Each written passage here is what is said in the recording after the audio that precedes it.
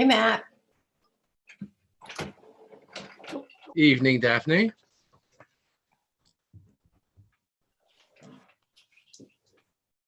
Good evening, Brian.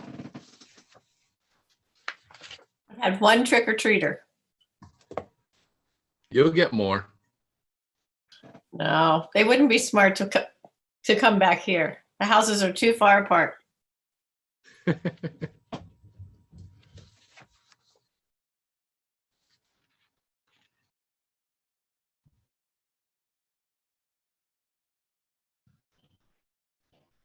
Hey, good evening, everyone.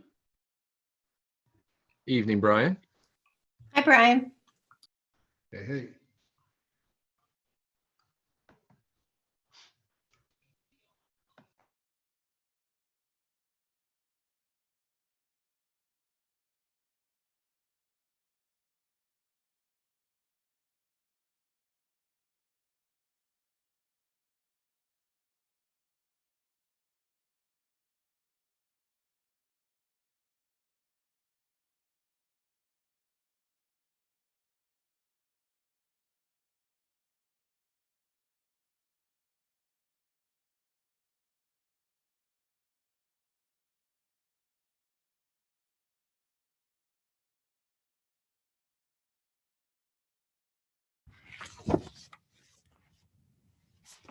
Evening, Steve.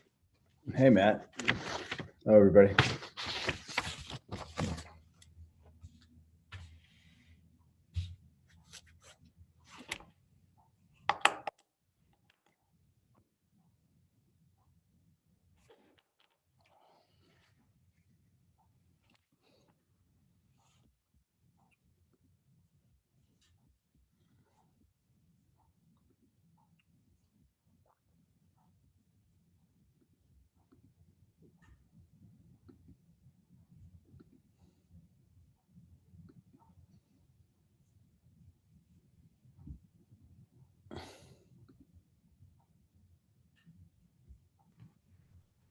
Okay, it is about 6:30 now, and we'll go ahead and get started. I did hear from Burl. She will be arriving in a little bit. So we'll go ahead and get started. For the purposes of record, board members present are Daphne Mooring, Brian Harrison, and myself, Matthew Campbell. And I believe Burl will be joining us a little later. Just as a intro, because I know that these happen quarterly, so not everybody is used to watching a policy and governance committee meeting. They're definitely not as exciting as student learning and achievement or even finance. What you're going to find a lot here is conversations about the way words are arranged, editing. Does this policy read the way we actually have it in use? And those sorts of questions. I will be deferring to administration a lot for explanations on how a policy acts and preferences. And hey, Burl, welcome. And so if you haven't, this is a great meeting for those who love to study and participate in the editing of words and how things are written and implemented in real life. So we can go ahead and get started now with that fantastic introduction. At the top of our list is policy 1520, which is the employment of administrators. On this policy, there's one change as far as verbiage is concerned. In our current policy, the last sentence of the second paragraph reads, all subsequent contracts granted to such individual must be for a term not less than 2 years and more than 5 years. There is a not, N-O-T, that is left out of there. That will be added according to what Neola is suggesting here. There is one other change or difference in this policy that Neola is recommending that I noticed, and that is with paragraph I believe that's the 5th paragraph that starts as a prerequisite to employee pay. So if you're looking at the Neola copy, there is a paragraph about The superintendent must first issue to the treasurer a written statement that confirms each administrator has filed with the superintendent both a copy of all valid licenses as well as copies of any reports required by the state board or this board to demonstrate his or her qualification to assume an educational administrator position. That entire paragraph, and there's another sentence, but that entire paragraph is not in our current policy. If we adopt the Neola recommendation, that paragraph would be added unless we decide otherwise. Steve, is that something we are currently doing? You are issuing a written statement to the treasurer for administrators? I am not. I think we handle the licensure in the HR office, so we do not currently do that. So we make sure everybody is licensed, and if administrators' license are up for renewal within a 2-year period, we let them know so that they can, do the proper coursework to have their license renewed. But we are not doing that at this time. We could do that. I mean, that would be fine.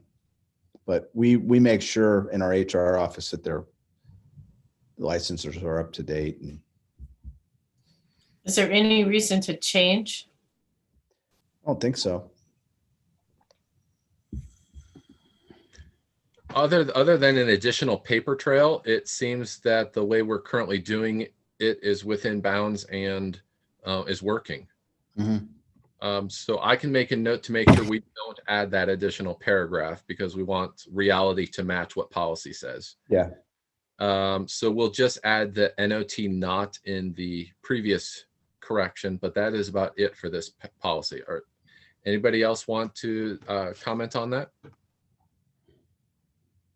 All right, let's go on to 1530. For those who are still watching us, I will at times leave a brief pause there in case any of the other board members want to comment. Sometimes there's just a pause and then we kind of move on to the next one if there's no comment. So let's go ahead on to 1530, which is the evaluation of principals and other administrators. This one has a revision to the policy to remove references to OTES, and it references to student growth measures that are no longer available. That is the reason for this change. So what we're seeing is basically an edit that's gone through to remove references to OTES and also those evaluations. The references to student growth measures are no longer Right. relevant or applicable. In the paragraph, the section on the second page that starts evaluation instruments, there is an added OPES reference, which we currently don't have. There is a, is OPES still in force? Is that correct? Yes. Okay. And under basis for evaluation, there is a word change from impairs to impacts in the sentence. Out of school conduct may be considered if such conduct impacts the individual's effectiveness as an administrator or as a role model for students and staff. And this is in regard to evaluation, informal or incidental observations, which is within the knowledge of or brought to the attention of the evaluator. Right. There is more references to OPES, and much of it is similar to our current policy as far as the intent and the language. Mm-hmm. Matt, can I ask a question at the bottom of page 1? Yes. Do we have an option checked? In the bottom of page 1. Under the specific requirements for building principals and assistant principals, if we're striking the first option, is it inferred that the second one is included? You know how we usually have the 2 parentheses things? Yes, that second one appears to be added, at least the first portion of the second option. So where it says and is further authorized, where the superintendent is authorized to develop administrative guidelines for the procedural and substantive evaluation of building principals and assistant principals consistent with this law and state law, and is further authorized to access the OPES model as a resource in the development and maintenance of the evaluation period. And that is where that is. So that is in our current, Yeah. our current also. Right. Yes. That the part that is being removed is the part that continues on with that sentence, which is weighted equally on student growth measures. And that's the removal of the references to student growth measures that are no longer available. Right. Okay, so they just combine it into one paragraph. Yes. Okay.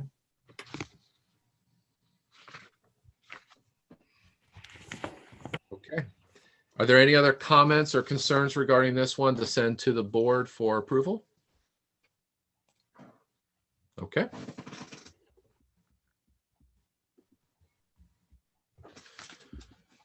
All right. Policy 2270, religion in curriculum. This is being revised because of the changes in House Bill 164. The new law defines religious expression. The primary change that we are seeing in this one is in basically the last paragraph, the removal of the sentence, however, such exercise or expression may be limited to lunch periods or other non-instructional time periods when students are free to associate. That is removed. And for the board's consideration, there is an option to select, which would basically be the seventh paragraph down that starts. The paragraph reads as an option to add is students shall not be prohibited from engaging in religious expression in the completion of homework, artwork, or other written or oral assessments. Such assignments will be graded in the same manner as any other assignments. Students will neither be penalized nor rewarded based on religious content of the student's work. It is up to us to decide whether that paragraph should be added. It's not something they're adding as a requirement. I think this is probably applicable when a student decides to use a religious text or something as part of their paper, or a personal study, character study of that nature. This particular paragraph would explicitly in writing protect them from being prohibited from doing that. Yeah. Hey, man, my only question on that, when you get into a situation like that, how does the teacher gauge that? If they're like unfamiliar with what's taking place, how do they gauge and look at the work and make a determination without looks like falling, falling against this particular policy? I mean, it's kind of one of the things where it kind of makes you seem like you really can't say much because you can run afoul. So I just didn't know, there's no guidance for this policy to me for the administration or the teachers at that point.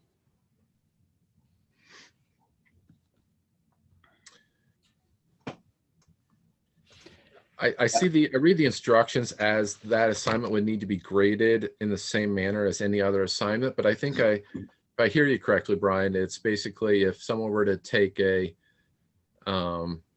character study from a religious text when the assignment is to do a biography, maybe, and if the religious text were to be used to describe a person, is there anything that prevents the student from, or is there anything that enables the teacher to say that's out of bounds or what you wrote is not good enough? So I think where this comes into play is often we study religions when we study world cultures and world history. And, the major religions in the world often come into play. And I have had situations as a school principal where parents and students took issue with studying a religion not their own. And we looked at decisions the courts had made. And one of the things I remember, this was a while back, is that the Supreme Court not only said that is it allowable by law, but that in a pluralistic society, we should be allowing for kids to study other religions. And so at the end of the day, we solved the problem with that particular student. But I think this is a healthy thing to have in place. And I think, Brian, I think, what it's really getting at is the content. We can't grade the students' particular beliefs, but it is a very fine line, right? Because if there's a particular project, like the issue was students had to look at the past reference I made, students had to look at wedding ceremonies for different religions and write about them. And so it was sort of an interesting thing to kind of learn about. But I think that was the time, I remember the time in history it was during 9/11 when there was a lot of, controversy over different religions. And so I think it's a healthy thing to have in place, but I understand that it's not that easy to grade and be open to different ideas and not sure that you're not grading on content or beliefs. But I think teachers do a good job being neutral and trying to be open. So I think this is a healthy thing. I would say that checking this would not be a bad thing to do. But I think it would happen whether we check this or not. Can I say something? Sorry. I couldn't tell when you were done, Steve. I kept Yeah, no problem. Sorry. And I've asked Matt a couple times to put it on gallery view. So I don't know, Matt, if you can hear us, if you can put, is it? Okay. Yeah, thank you, Matt. All right. I just don't think we wanted our big faces taking up the whole screen. Yeah. Which is how it was set before. But so in my personal opinion, this paragraph reflects what is already in law. I have no idea why we would need to have it in writing in a policy. It's no different than what the law already provides. Yeah. And I guess my concern is that it's not this particular language is not very specific. So she was going to say, well, I wasn't going to say well written. It's not written in a way that it's pretty broadly written. Like to me, it's kind of unclear. Yeah. So, and then again, I guess, in my opinion, I mean, that kind of expression is absolutely protected under our Constitution. And I'm not aware of issues in Gehenna where a student has been penalized. I mean, I guess correct me if I'm wrong. So in my personal opinion, I would not think it makes sense to add that paragraph. Yeah, I agree. I mean, it's in law anyway. And I think what you're saying, Burl, is that this statement doesn't really capture the law in the way that we might want it to. And so therefore it might be confusing. I mean, I just think that in some of the wording, it's more broad and some of it's more narrow actually than what the law actually protects. So if we were going to add something in there that was reflective of what the law provides, I would think that we would do a better job of writing the paragraph. But yeah, I understand. Yep. I don't think we should include it. Okay. Yeah, I those are valid concerns. And as I've read it for the fifth or sixth time here, you're right, Burl, in that it makes things very narrow and then expands them unnecessarily. It tries to interpret the law that's already in the policy. And really that's not the role of that paragraph should have. So we will go ahead and not add that. but we will still have the removal of that last sentence there, be in line with House Bill 164. All right. Yep. Go ahead and get that. On to policy 2431, interscholastic athletics. This revision is to reflect the specific requirement of Ohio Revised Code 3313.535, requiring each board to establish a minimum grade point average as a condition for students grades 7 to 12 to participate in interscholastic extracurricular activities. All right, so there are plenty of drafting notes in this one, and this one's going to be an easy one to kind of get bogged down into if we choose to be. The significant change, there are significant changes. Let me just start in the first paragraph. There is an or when we discuss the addition of the eligibility requirements established by the Ohio High School Athletic Association to be eligible for any interscholastic extracurricular activity. A student must have maintained at least a certain grade point average. Ours is 1.5, and must not have received a failing grade in any course prior to the in any course. We do not, I don't think we have the one after the or, where it says or have received a failing grade in a course for the grading period previous to the one in which he or she wishes to participate.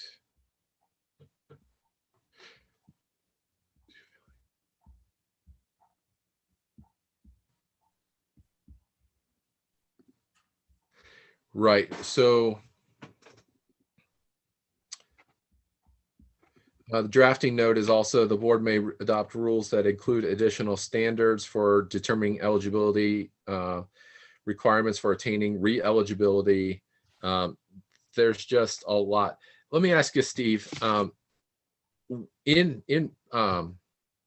reality, do we have any clunkiness or any issues with this particular policy with interscholastic eligibility versus or confusion with students about when they can be eligible to play or not?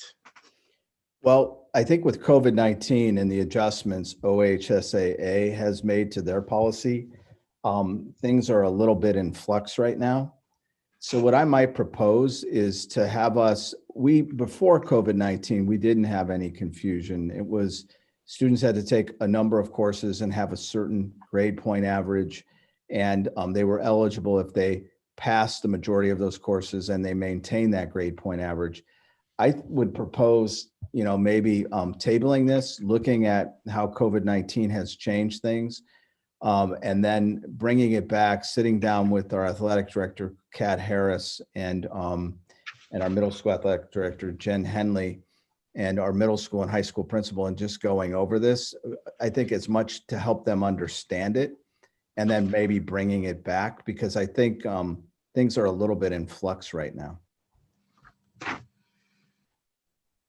I could certainly shelve that for further discussion with the athletic department.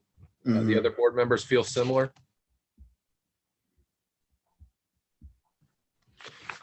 The majority of the changes are in the first 2 pages on this. As far as the last couple pages, there aren't as many changes, but I think getting a perspective from the athletic directors as far as how this would impact us in real life, especially as far as the COVID environment's concerned, I think it would be prudent to kind of send that over to them. Yeah, I will work with them on it. Okay.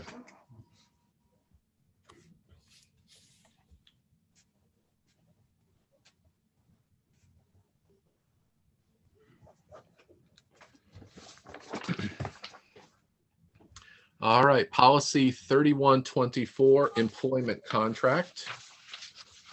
The revision removes the reference to employment of administrators, which is covered in policy 1520, employment of administrators, which we already discussed. So the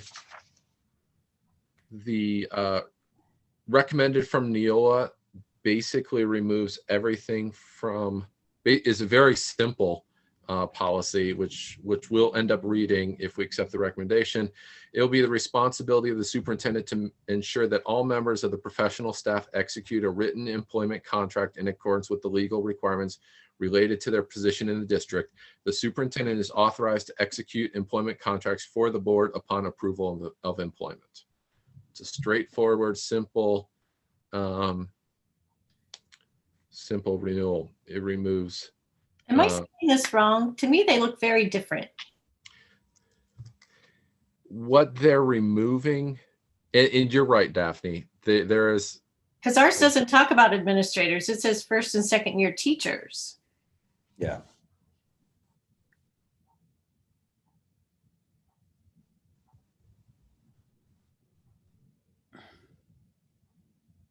Yeah, they are. You're right. I see that.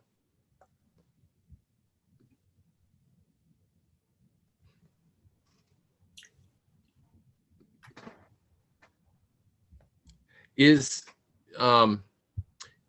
as far as the policy,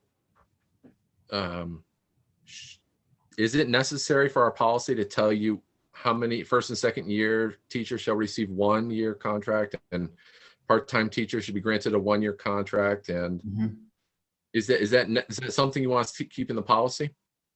Yeah, we're meeting with the Neola rep. I'm going to ask her why these are so different. I'm not sure, because the one does clearly, the update from Neola clearly,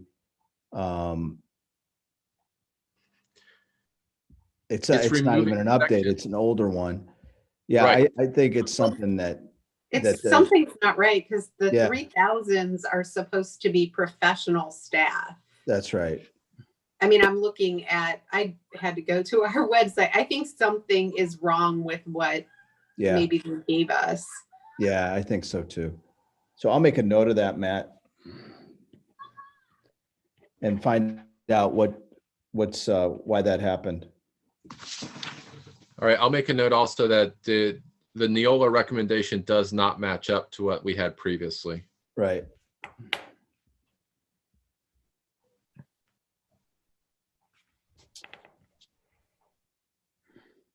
I think the policy where this is covered for employment of administrators is actually 1520. That's the one that we did before. So I think what Kimberly is getting at is it removes the reference to administrators. Let me take a look at that.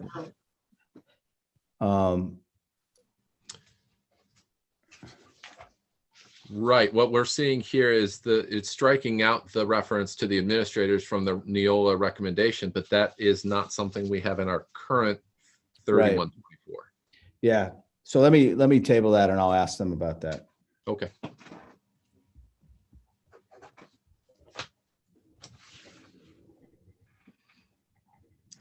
All right. On to policy 5200.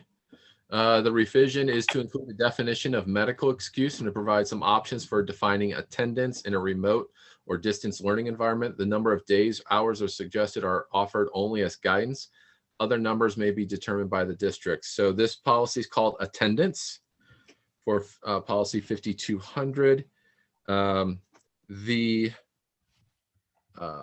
first option is in the third paragraph, where it says whether we want to add the word or description written to the statement of cause for such absence. So our current policy reads, in accordance with statute, the superintendent shall require from the parent of each student of compulsory school age or from an adult student who has been absent from school or from class for any reason, a statement of the cause for such absence. Neola is giving us the option to add the word a written statement as the first recommended change. Steve, how does that play out in the way we do things? Do we ask for written? I don't believe in the first. Let me reread this real quick.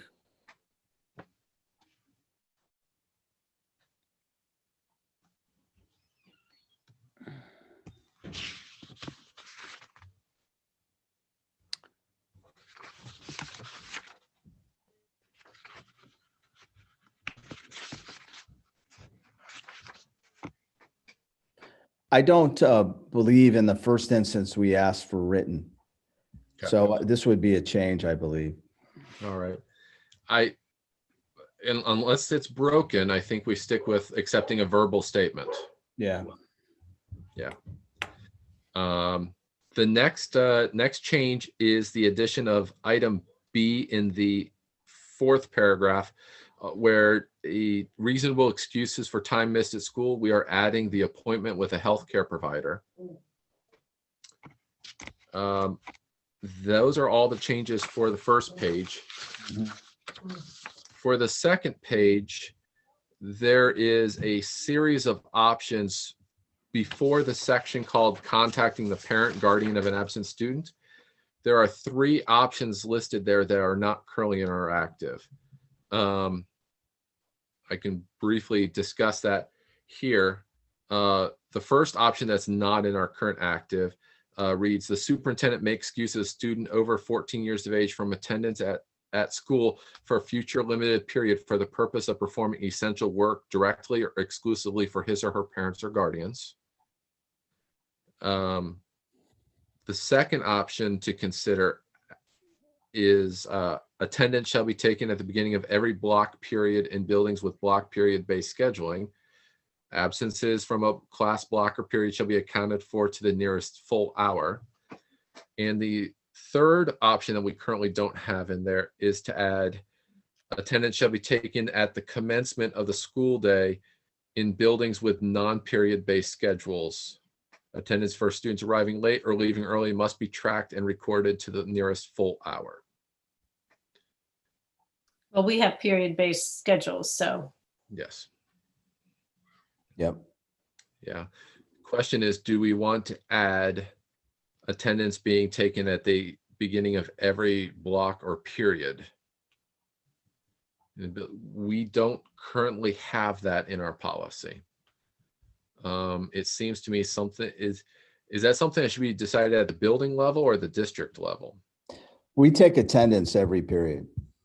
So, Yes. I mean, as a matter of practice, we do that. Okay.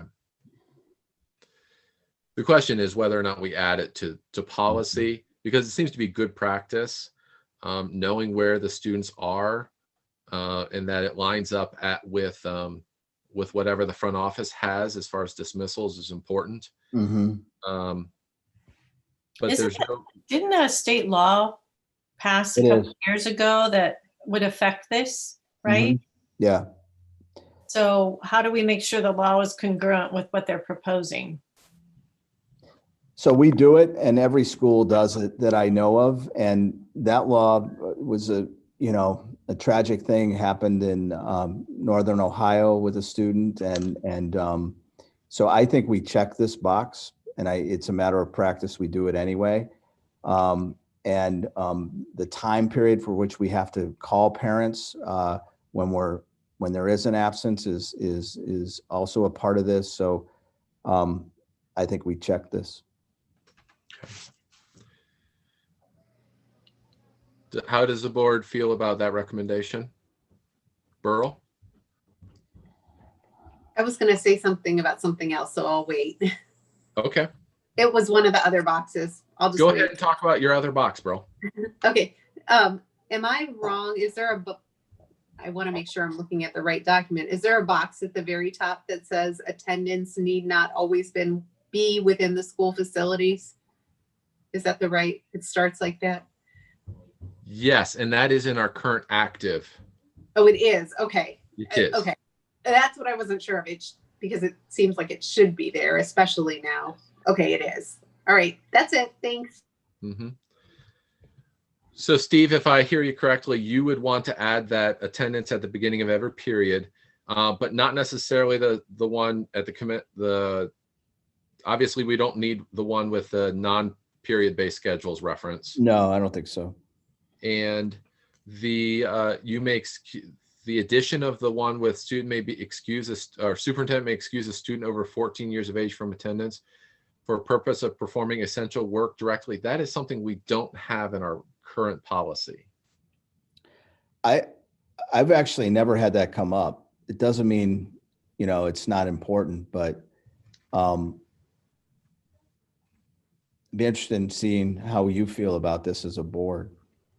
Would it be something that's more situational for where the school district is located? Maybe you run into Could be. Harvest season, farming, hunting, something of that nature. Or Where the thing I think of, Matt, is childcare. Yes, okay. There might need, an older child might need to be, so a parent can work. And in these times, it might be an important thing to look at. Mm-hmm. This does give it gives you the ability to excuse a student for that purpose. It doesn't say you have to. It doesn't include shall. It basically opens the additional ability. Is that especially with COVID and other matters, is that something maybe we should also add? I think so. I think it's important. Don't you have the ability to do that in one of the reasonable excuses on the front page? I mean, 5 out of the 10 days, right? Isn't there a 10-day limit for kids being out of school by state law? Yes, talking about up in in that paragraph, that addition. So I just think setting ourselves up to have, if a child gets COVID, let's just say, there could be 10 school days for illness. Yeah. So you're talking about in the letters in F, it's kind of in there. Yeah. Yeah. I just feel like to put a parameter on it. Yeah. I'll be like, but my child hasn't used their 5 days yet. Well, you know what? Yeah. It needs to be taken in the whole, not a separate item. I think I agree. We need to be considerate and understanding, but I don't want to carve out a 5-day time period. That's my own opinion. Yeah, I think having it covered above gives us the discretion we need. So I don't know that we need to check this. Generally, I'm of the opinion that we don't add something unless it's absolutely necessary. And if it's not absolutely necessary, we probably just don't add it at this point. Yeah. When it comes up for review or a matter comes up where we say we need to take another look at this particular policy, then we do that. But let's not bog the policy down too much here. Yeah, makes sense. Going on down to the under excessive absences, there is a section that is being added of basically 2 paragraphs. The first paragraph is the following medical excuses will not count towards a student's excessive absence hours. And the next paragraph says a medically excused absence occurs at any time a student is out of school due to illness or medical visit. And it basically gives us, give us some options. Medical excuse for personal illness will be accepted in the form of doctor's note within 5 school days of absence. Does that sound about right? Okay. This includes quarantine. Yeah. So does this match the state law?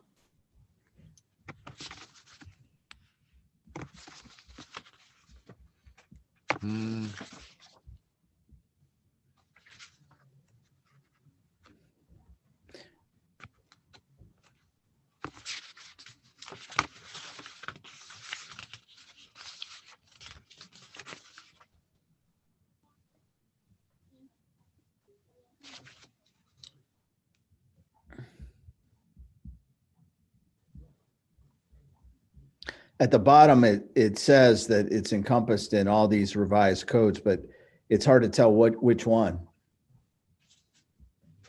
So, because it doesn't mention it, you know, what revised code it comes from.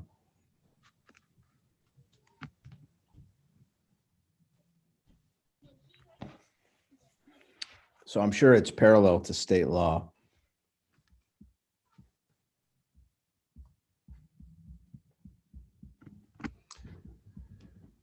It is, and it's also explicitly referencing the COVID situation. Yeah. As an excuse, a medical excuse for an excessive absence. Okay. I'm fine with the addition. Okay. As is recommended. And I'll move on to the habitually truant section that is also added. Well, they added a subsection, habitually truant.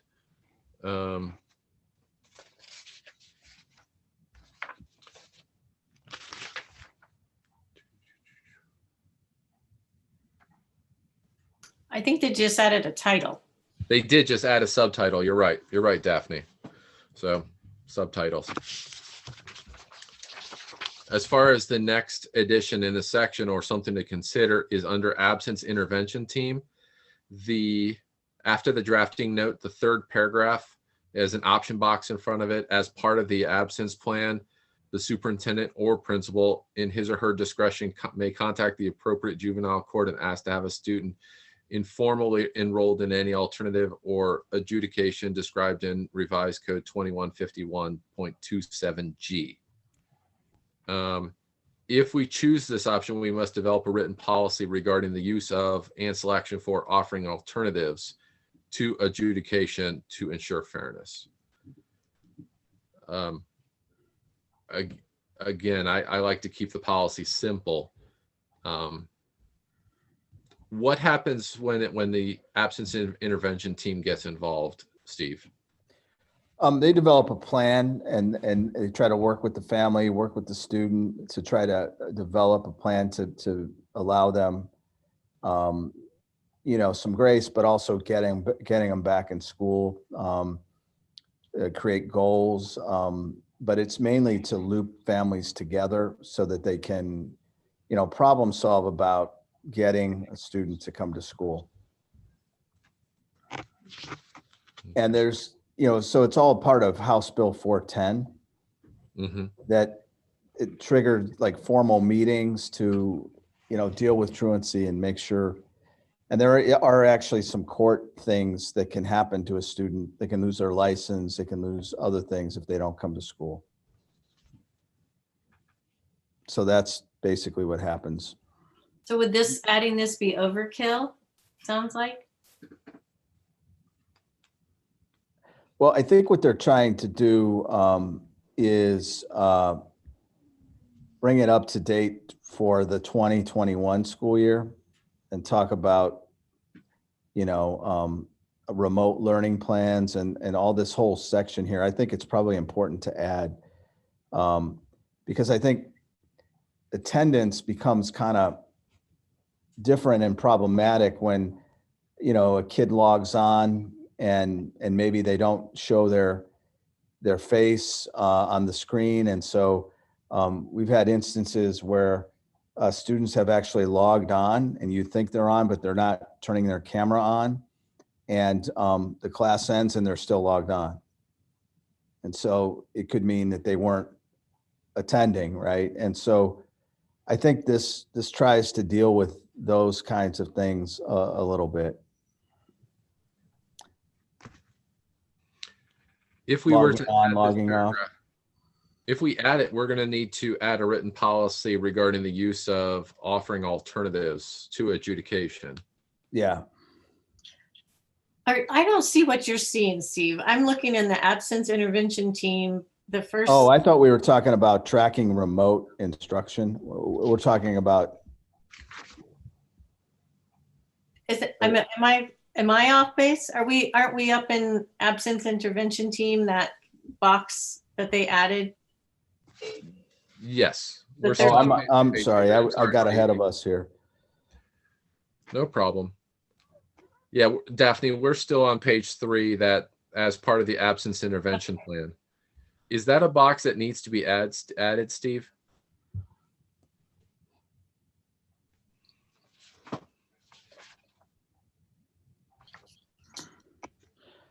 I don't think so, because we take care of it under House Bill 410. I agree. All of this is kind of what's happening anyway. Okay.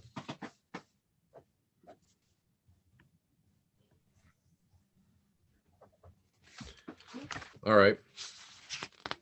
Let's move on to the next option, which gets us to page,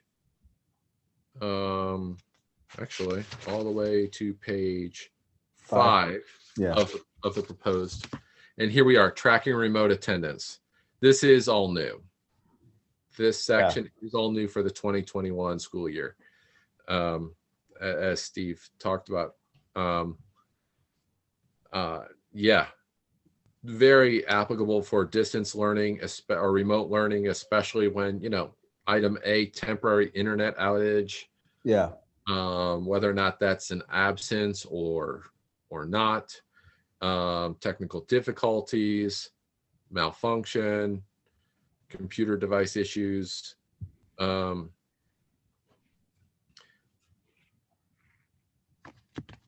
think this is an important section to add. Yes. And it seems to me you probably want all of those issues to be able to be considered. Mm-hmm. Yep. Because it uses the word may. It doesn't say it's not forcing you to have to accept those issues, but and do you want written notice or just notice from a parent or guardian? Verbal is fine. Yeah, verbal is fine, or an email. Yeah, either way, I think is. So we won't add the written part, just notice is good. And you down, want, yeah, sorry, Matt, go ahead. You want them to go ahead and tell you about A through D, basically, which is right. Internet outage, unexpected tech difficulties, computer device malfunction, or malfunction of a district-owned device. Right, right.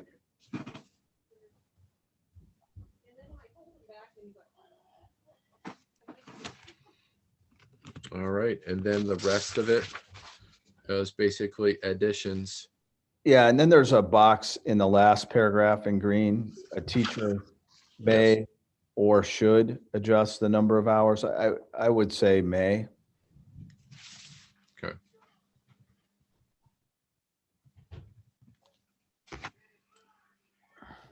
Yeah, I agree with that. Okay, and that is 5,200. Are there any other comments or concerns before we pass this one on to the board meeting for approval? Okay.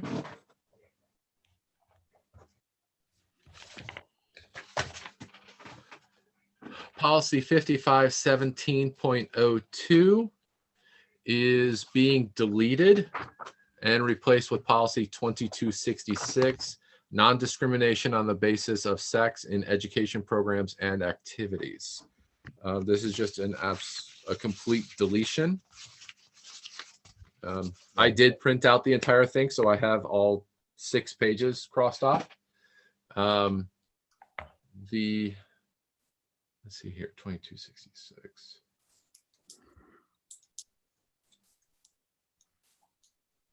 And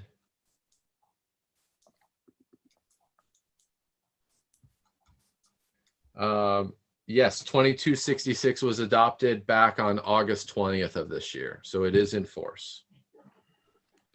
Any questions or concerns about that one? Good. All right, policy 5610. The revision is for evidence standard for student disciplinary purposes. This policy is called removal, suspension, expulsion, and permanent exclusion of students. In the second paragraph, there is an addition that is being recommended. In determining whether a student is to be suspended or expelled, district administration shall use a preponderance of evidence standard. That is being added. That is a completely new sentence to describe the level of evidence that must be added. On the second page, there is an option to consider right before section C. There is an option that starts: the grade for completed classroom assignment missed because of suspension will be reduced by 10%, 25%, or a different percent. We currently do not have that particular paragraph, and we don't have it written in policy. The question I would have is this something we want to have in policy, or is that something that should be determined at a different level?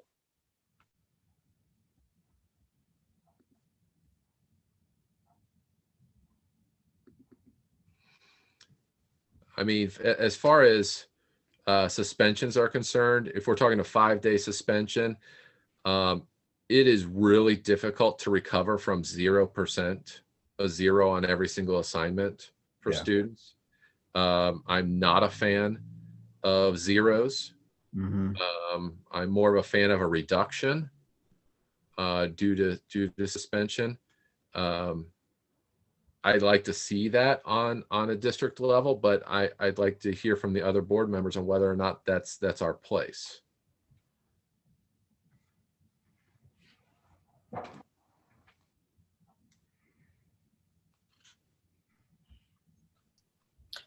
If they do the work, then I believe they shouldn't get a 0. So is 10% correct, 25%? I really would maybe have some administrators or teachers weigh in on that more than me, I guess.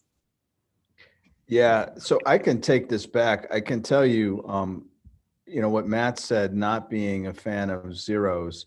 Even if we said students got 50%, that's still an F, and it's still very difficult to recover from it. And so, I think if we brought this back to our principals and curriculum team, they would want it to be higher than 50%. They would want it to be 60 or 70% or more. Because even if you have, Steve, are you saying they would want it reduced by 60 or 70, or you're saying the inverse of what this language is? Yeah, okay. They would want the student to. That's what I thought you meant. The language in the way it's written is how much it's reduced by. So I just wanted to make sure. So the grade of the completed classroom assignment missed because of suspension will be reduced. I think currently we give students grace and credit even when they're suspended. So I would not check any of this. And continue to allow teachers and principals to decide at their level. Yeah, principals have, there's a whole movement right now in education to eliminate the 0. Because if you, let's say you're sick, or you get, you break your leg, or you're injured, or you get suspended, or any number of things, you're basically going to fail a course if you have a no makeup policy. And even if you have half credit, you're still going to fail. So there's little incentive for students to recover from things that have happened incidentally or mistakes they've made. And so, there's even sort of a movement to eliminate the 0. Maybe a student just has a bad day and gets a 0 on a test. Well, they could be getting an A in a class, and all of a sudden they're getting a D because of that 1 0. And so zeros really skew a grade book, especially if there's not a lot of grades. So I would be in favor of eliminating this. And I know. Yeah, it sounds to me like we're headed in the right direction on that. And I certainly don't want to inadvertently tie anybody's hands by adding language that isn't necessary at this point. Yeah. If we had a whole rash of suspended students who went from passing a class to failing a class because of a mistake that they had to pay a 5-day penalty for, I think that we would have to strongly consider this language. But I don't think, I think at the high school and middle school level, we're showing a lot of grace. And I'm a fan of that. I definitely a fan. Okay, so we will skip that option.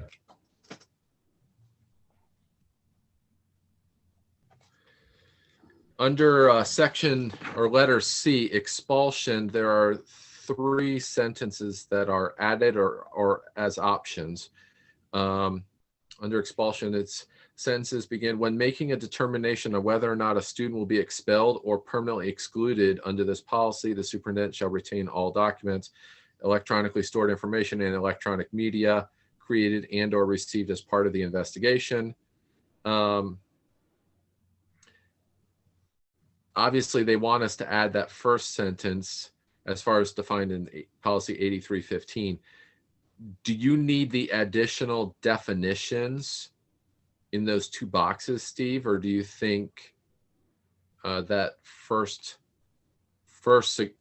recommendation covers what you need? Yeah, I think the first part covers what we need.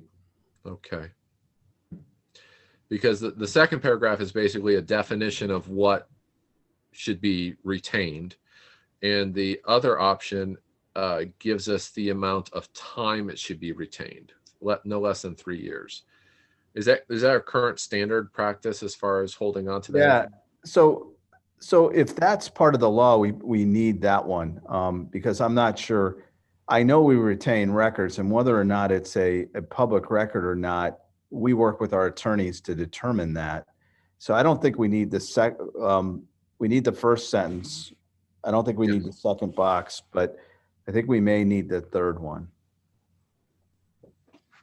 Okay. Because it's parallel to policy 8310, 8315, 8320, and 8330. It makes sense if a student is a freshman to retain those for 3 years, but it's interesting, if a student is a graduating senior, I'm not sure we're keeping them for 3 years. Okay.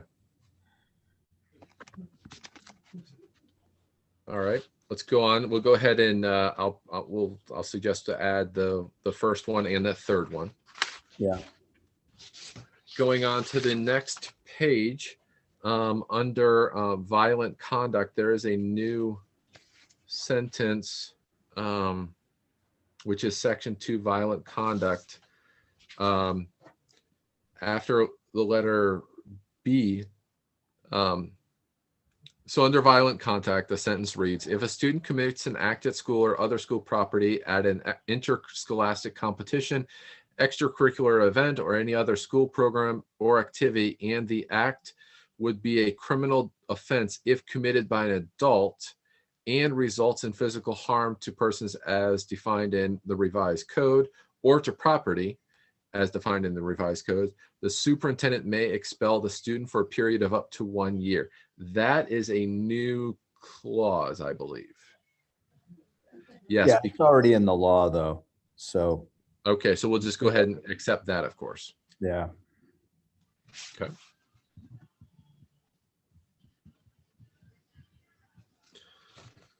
All right, and then on to page 4.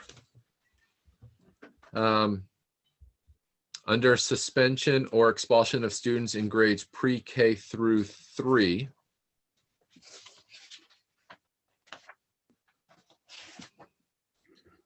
There are 3 sections which are being recommended to added as far as reducing the number of out-of-school suspensions and expulsions issued to students in grades pre-K through 3 for offenses not listed in paragraphs A through D below by 25% and by 50% in the following school year, and then letter C may only issue out-of-school suspensions and expulsions for the offenses for the following school year. So basically, it's narrowing the reasons that students pre-K through 3 may be expelled or suspended. Yeah, it's trying to limit the number of times that happens, which I think is a good idea. So this was relatively new, 2018-19. So So it's a good addition. Mhm. It seems to be. I mean, pre-K through 3, that is young. It is young. That's want to give them as much grace as possible. Yes. Okay, and that are all the changes that are listed in 5610.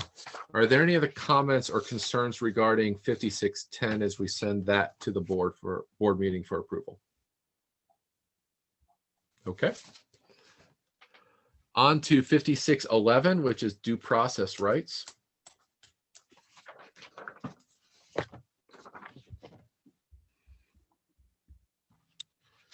All right. In the second paragraph, it says, accordingly, the board establishes the following procedures, and what is added is which district administrator shall use when dealing with students. That is added language.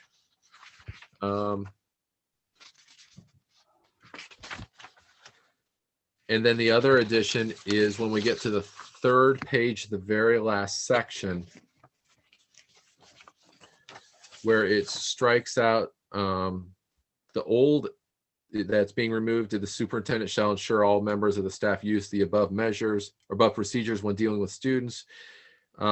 Instead, we're adding, in determining whether disciplinary action set forth in this policy is to be implemented, district administrators shall use a preponderance of evidence standard.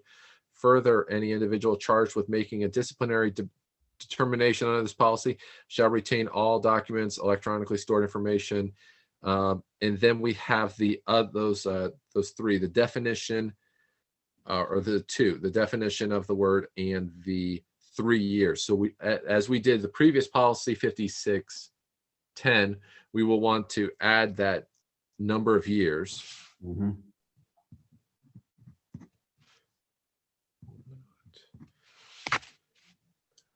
In addition, there's another sentence. In addition, the statement of due process rights is to be placed in all student handbooks in a manner that will facilitate understanding by students and their parents. Mm-hmm. Okay. All right. It sounds to me like that one is ready to go to the board. Anything about that, Steve, or is pretty much I think that's good, Matt. Yep.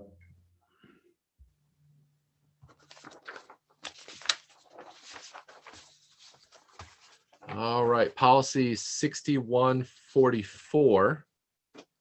We're getting into investments here. All right, this revision is to include the provisions of House Bill 251 to increase from 5 to 10 years the maturity period of other political subdivisions, bonds, and obligations eligible for investment of a district's interim money. So when we take a look at policy 6154 investments, the first change is under letter D, where the addition of number 5, which says that the bonds or other obligations mature within 10 years from the date of settlement, when we are referring to bonds and other obligations of the state or political subdivisions of the state, provided that with respect to bonds or other obligations of political subdivisions, all of the following apply.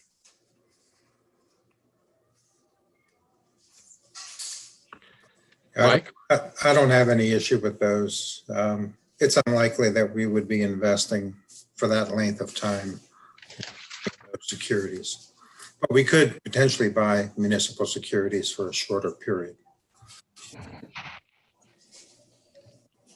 So what this is saying is we are not permitted to buy municipal securities for longer than 10 years. Okay.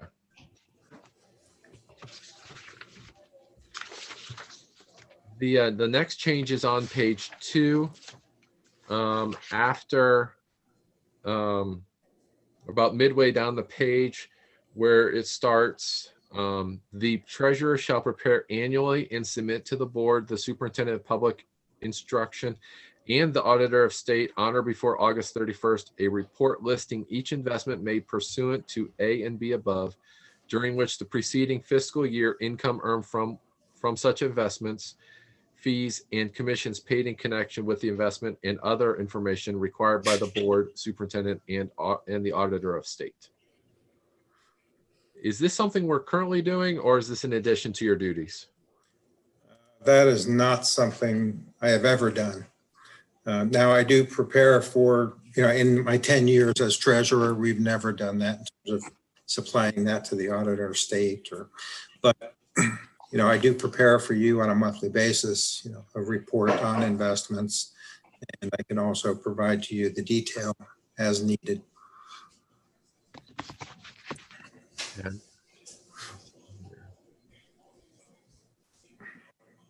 That is a new section, and it does not appear to be related to House Bill 251.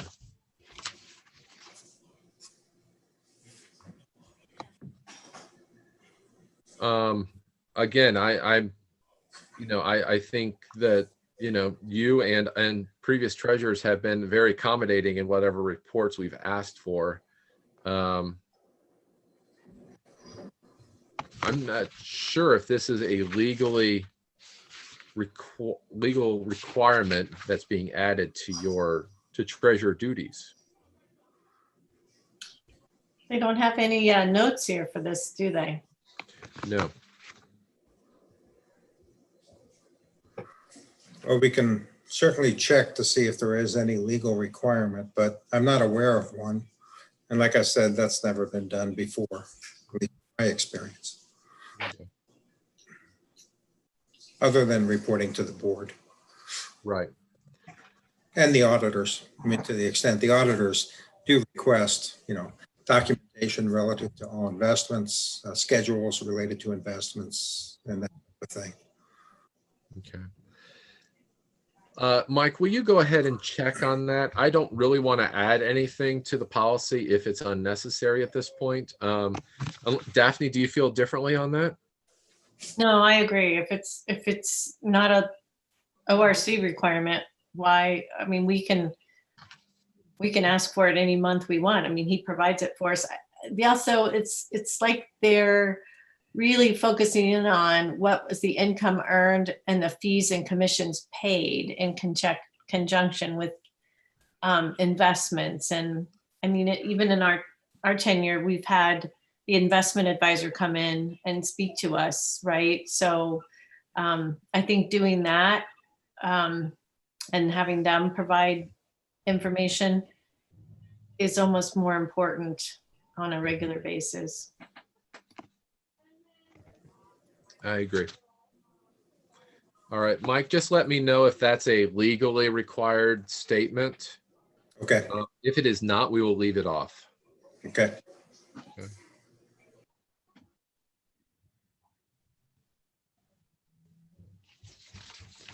All right, and we'll go ahead and send this to, once I hear from you, Mike, we'll go ahead and send that to the board for approval, whether that statement's added or not, if it's legally required.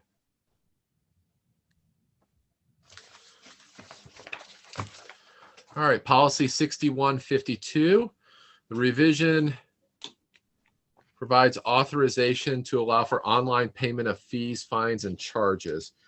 This is in regard to student fees, fines, and charges.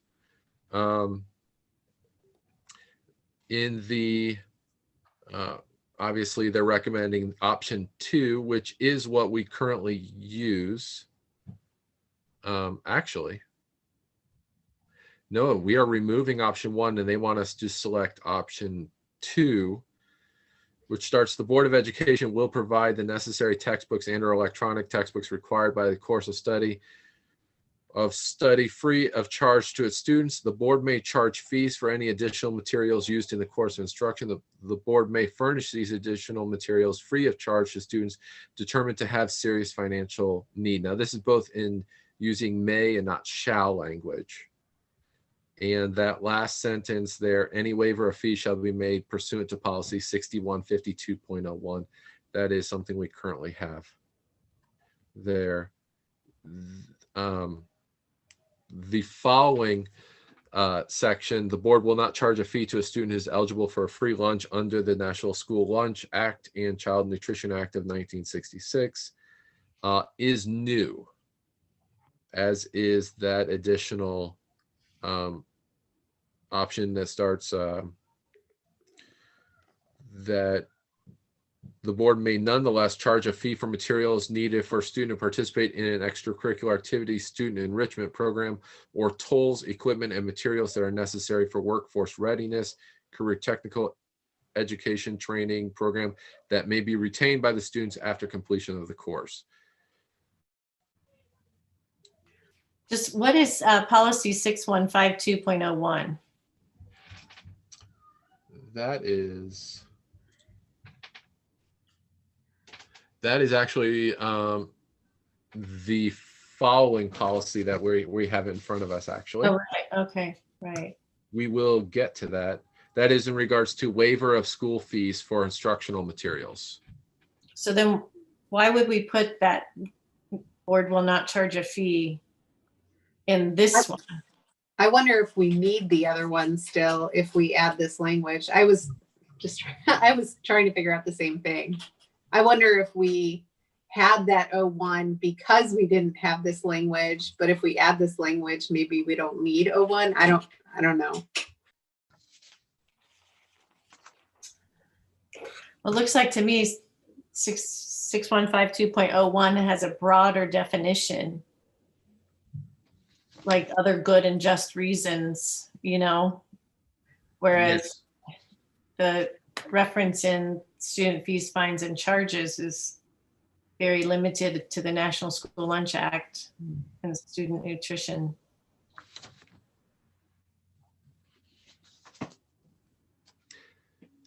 (6152.01) does reference the students who qualify for free lunch under the National School Act. So I'm thinking that maybe the new text is not necessary if we have 6152.01. But do we then need to add and the Child Nutrition Act of 1966?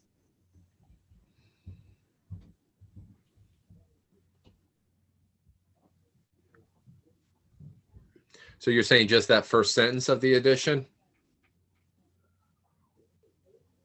Well, I'm saying in 6152.01, it only references the National School Lunch Act.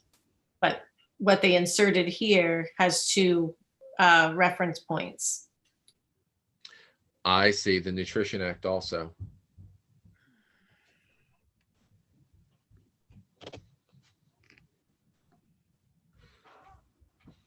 I see what you're saying.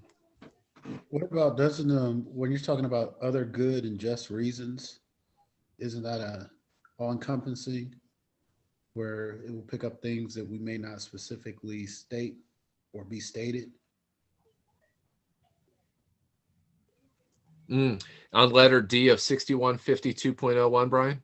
Yeah. But if we're itemizing one, that's a federal program, I think you should itemize both if they're known federal programs.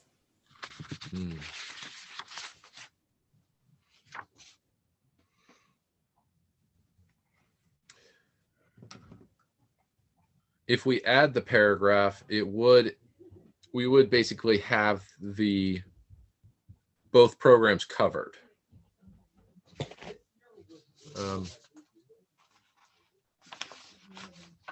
But actually, Daphne, in the revision that they're providing, letter B does change to National School Lunch Act and the Child Nutrition Act of 1966. So they are adding that into that paragraph. oh, good. I should have looked one more step. No, it's on me.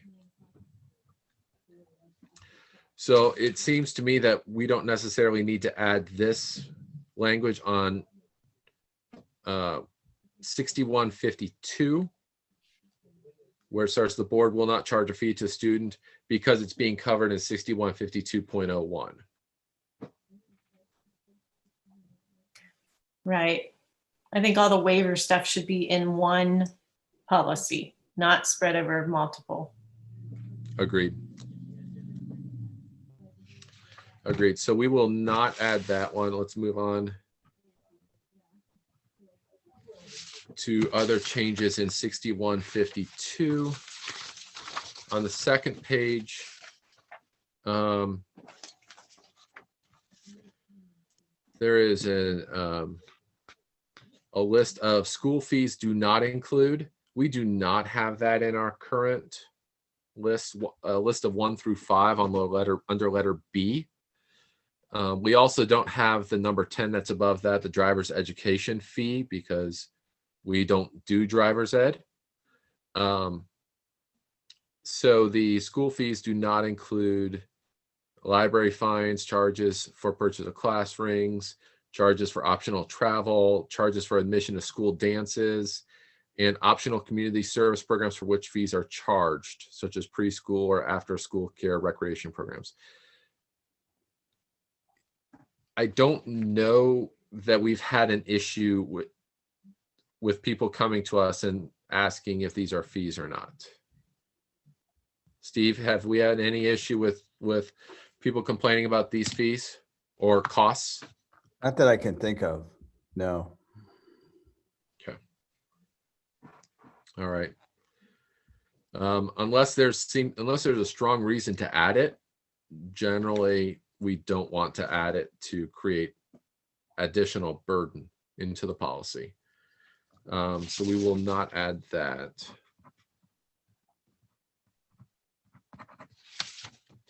The very next sentence, a charge shall not exceed the combined cost of the material used, freight and or handling charge, and nominal add-on for loss. Money received from the resale of such material shall be returned to the treasurer with an accurate accounting of all transactions. That is a revision. They've removed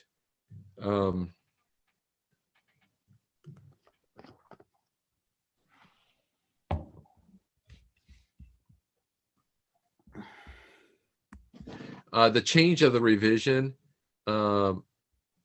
is they removed the words outside service provided or material used, and they're just having material used there.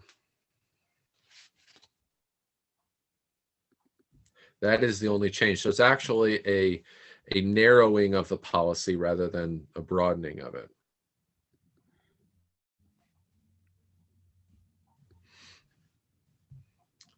And we'll move on to the next change.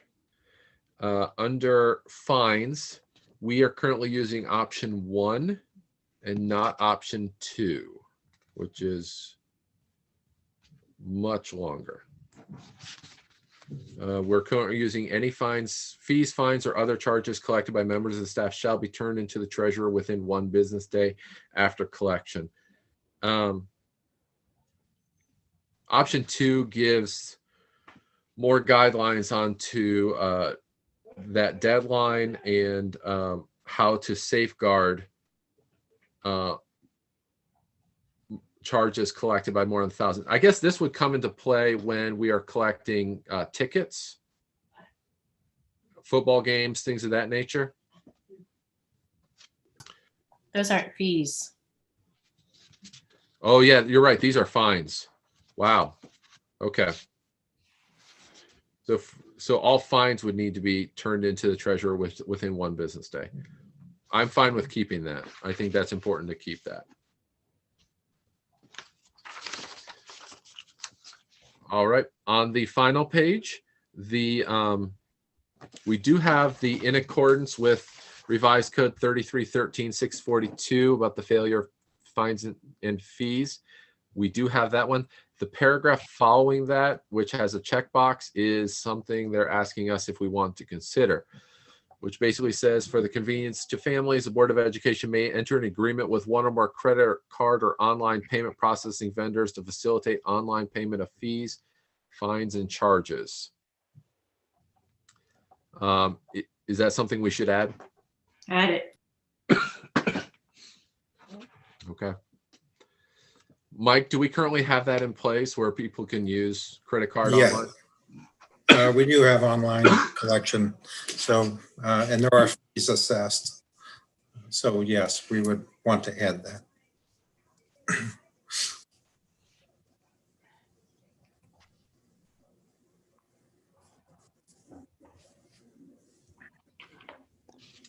All right, I'm okay. Here we go. So we'll go ahead and add that. Any other comments regarding 6152? All right, let's try to move on. 6152.01.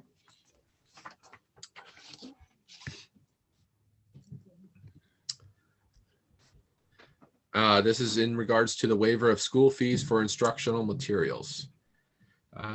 This basically goes into a deeper definition of what we just reviewed. The first paragraph has a new addition in it for students who demonstrate a financial need that we may waive fees assessed by the district for instructional materials. And it does add the checkbox, which we are currently using. We may charge fees for tools, equipment, and/or materials as specified that are necessary for workforce readiness. Career technical education training program that may be retained by the students after completion of the course. That is a revision. The career technical education training program. Under eligibility standards, letter B, students who qualify for free lunch under the National School Lunch Act and Child Nutrition Act of 1966 is added. And it's also asking us if students who qualify for free lunch after the start of the school year may request a partial refund that will be prorated based on the amount of the school year that remains. Do we have a policy in place for that? Or a procedure?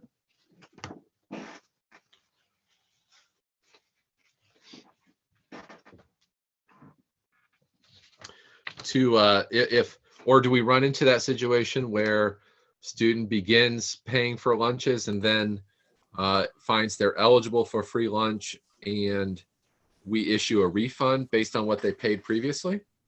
I don't think so. I don't think we've done that. Mike, do you know if you've done that here or anywhere else? I don't know if we've refunded money they've already paid, but if they do qualify for free and reduced, we would certainly adjust it going forward. Yeah. Because it's up to them to file the forms and provide the documentation that supports whether they're free and reduced. If they choose not to do that, then they need to pay the fee.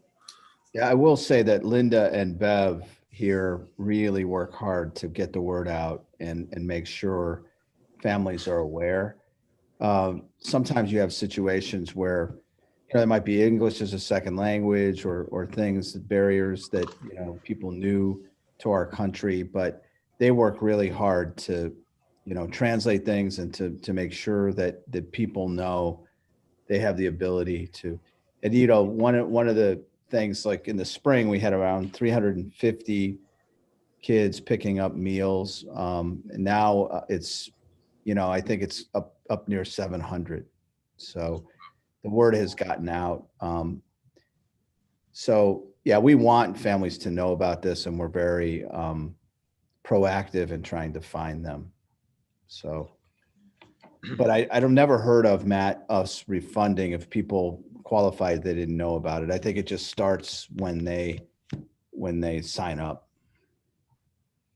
I would not be I don't think we need to add that new clause. Yeah.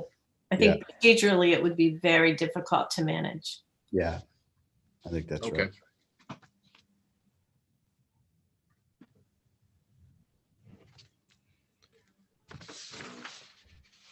And as far as other changes, when we get to the second page under procedures for resolution of disputes, we do not have letter D there in regards to an appeal of the superintendent's decision must be made to the Board of Education within 7 calendar days. This is in regard to paying school fees or requesting a waiver of fees. So if basically letter D is an additional step for parents or guardians to appeal to the board if they're denied a request for a fee waiver. And it gives a timeline of within 7 calendar days after the receipt of the decision, and it basically gives the board a timeline of a decision on the appeal, basically a calendar. Have we had I don't know that we've had a situation where someone has appealed to the board. No, I've never had that happen. I think we really go out of our way to try to accommodate people, and so I've never seen us have a denial where there was a dispute. So I don't know if I don't know what everyone thinks about this, but I'm not sure it's needed. But if you think. And what it would do, we currently have the decision of the superintendent as final in these situations. Yeah. If we were to add D, we would have to uncheck that. And I'm okay with that if you think the process, I don't know if you've ever been contacted by anybody that's been denied, but I can't think of any denial that we've been a part of, actually. Okay. Again, if it seems to be working, I prefer to keep it as is. Any other board members feel strongly about changing the way that process works as the board, an appeal to the board? Okay. All right, we will not add that letter D. Okay. And those are all the changes. Are there any other questions or comments regarding 6152.01?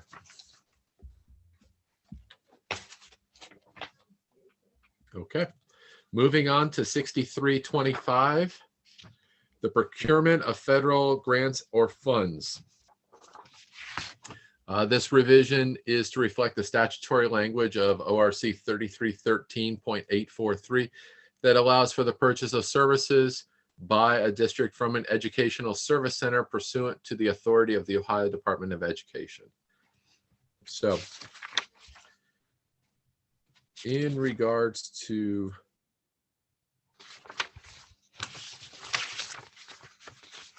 and if it feels like we may have looked at this one previously, we did. The last revision was last year, in May. So yes, and this was when we had a long discussion regarding procurement methods for micro purchases, small purchases, and sealed bids. That one is there. The major changes happen once we get to page 4. Under letter F is something new for us to consider. Non-competitive purchases through ESCs.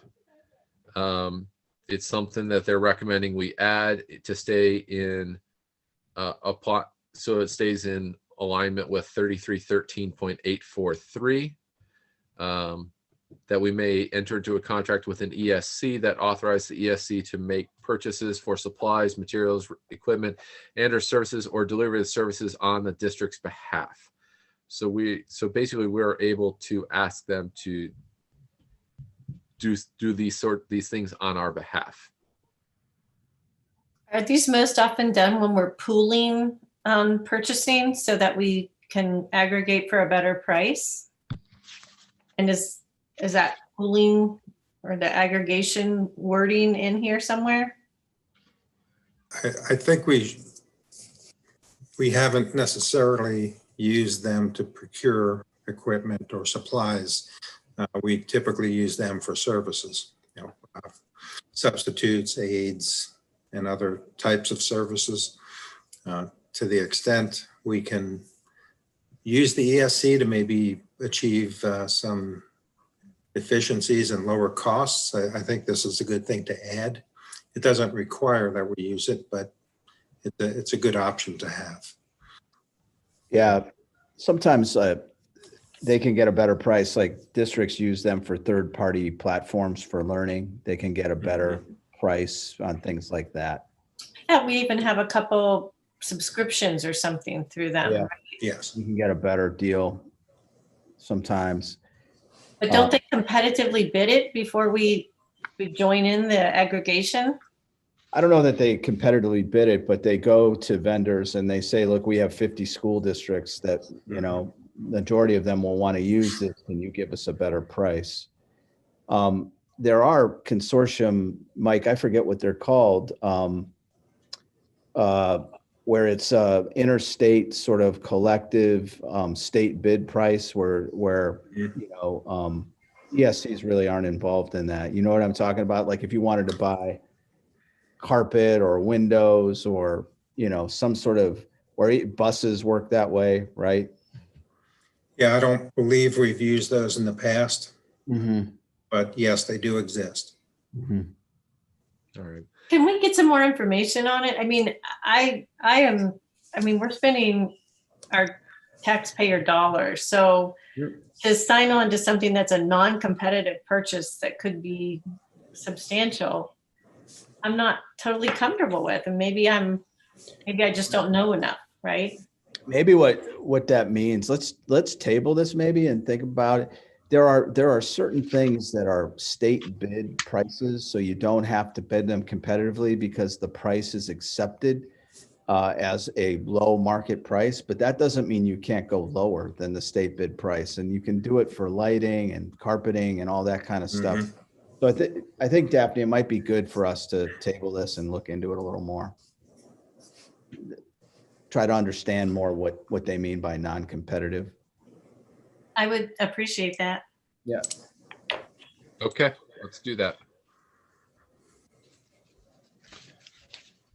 All right. 6424, the purchasing cards.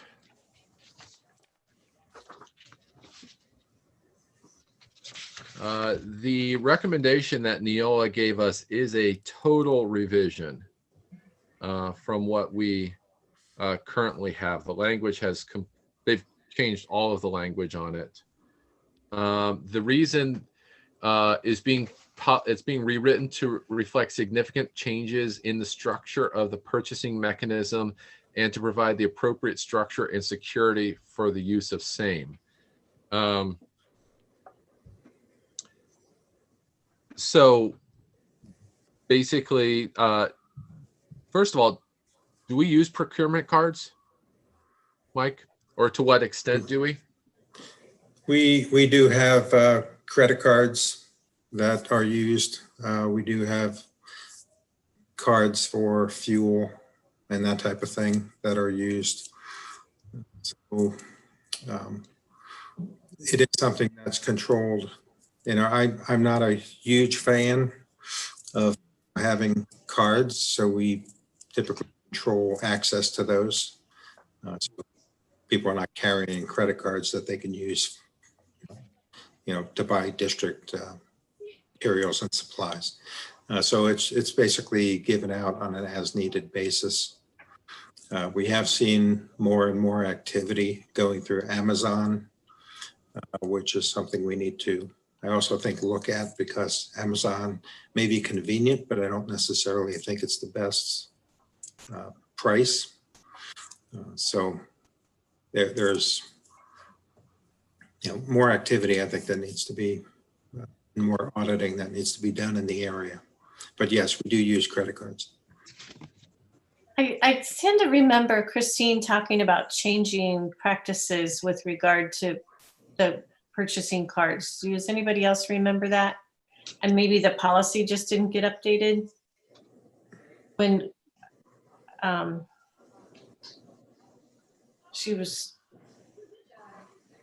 that was one of her projects. Does anybody have a recollection of that too? Earl? Okay.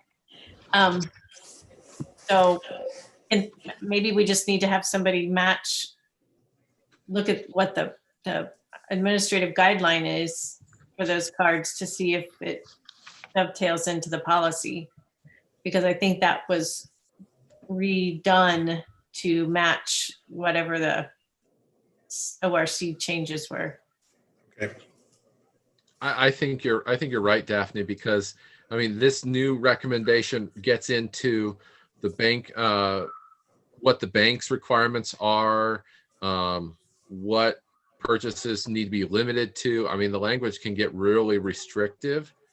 We want security, but we also want to provide flexibility. If we're going to issue someone a procurement card for a reason or for a time, we want to have that we don't need policy tying up what we can do or what we expect from it. It almost looks like an administrative guideline instead of a policy to me. Yes. Yeah, I think Christine, she was really concerned about the security, the signing out, the encumbrancing of the monies and things of that nature, and people just what type of purchases they were buying with the cards. So I think that she was really trying to get a handle on using the cards without getting some kind of just accountability. I think that she was more on, when she first started it, she was looking at accountability and who has them and who holds on to them. Certain people, like maybe Steve and other people, has a card, a district card. So that's what I recall vaguely. So. Yeah, I think you're right, Brian. I remember that. I think this looks like a policy recommendation that I probably want to hand over to Mike for review to see. Obviously, we don't need administrative guidelines in the policy. So we want, those are administrative guidelines. So we want the policy to reflect policy and not and make sure that's reflecting how we're doing things or if things need to change. I'd suggest we maybe shelf this one and give Mike the time to review it. Agree. Okay. All right, let's go ahead and shelf that.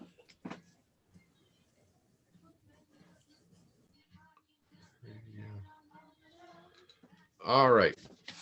And finally, policy 8800, which is in regards to religious, patriotic ceremonies and observances.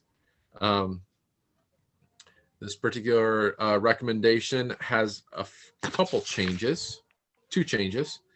The first change they're recommending is in paragraph 3, the removal of the line that reads, however, so this is, the board acknowledges that it's prohibited from adopting any policy or rule respecting or promoting the establishment of religion or prohibiting any student from free, individual, and voluntary exercise or expression of the student's religious belief.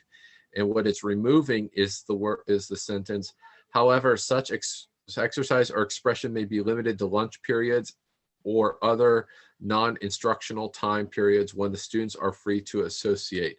Because this is, again, another change is recommending under House Bill 164. The option that it is giving us for consideration is the very next paragraph. Any student enrolled in the district may choose to engage in religious expression before, during, or after school hours in the same manner and to the same extent that a student is permitted to exchange in secular activities or expression. However, no student will be required to participate in any religious expression or activities. I think going back to the way we handled the earlier religious or expression policy, we opted not to add the additional language that didn't seem to be necessary for the policy to be in alignment with House Bill 164.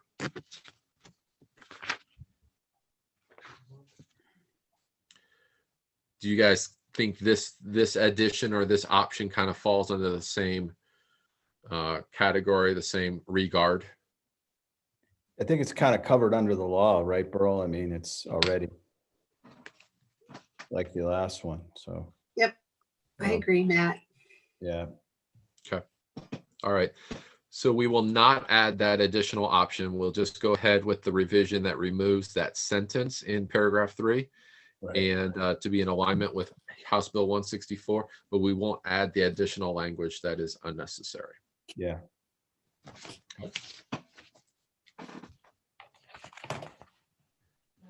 So Matt, could I run down real quick what we have tabled? So what I wrote down is 6325,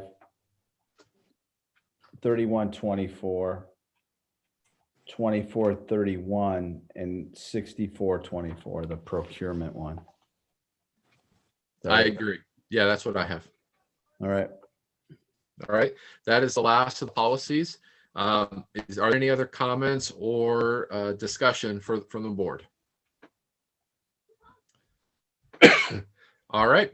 It is currently 8:08 and we're calling this meeting to be adjourned. Thank you very much, everybody. I'll get this information over to Kimberly. Have Thanks. a good night. Good night.